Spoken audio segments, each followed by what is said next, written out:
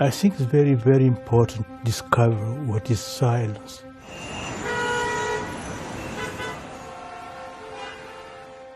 Silence is not only not talking.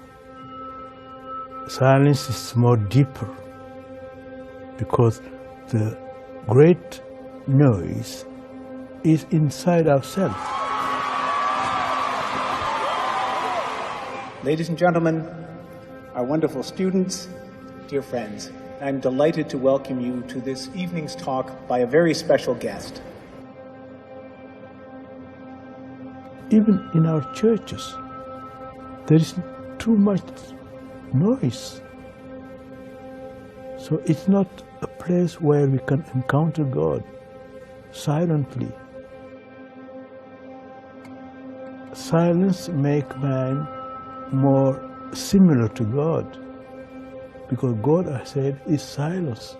He talks in silence. We encounter Him in silence. And if we remain with God, we become silent.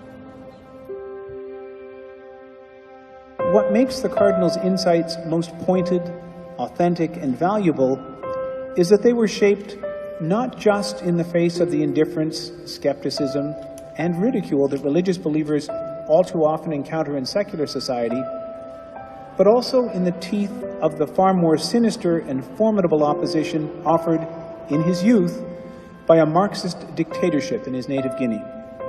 I think why the Western countries today are no believers, are less believers, because they are every time talking.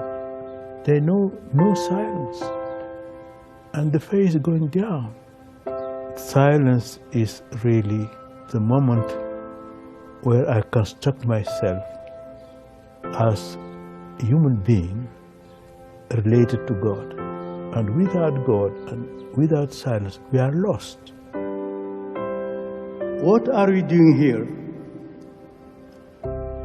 In other words, what are our lives for?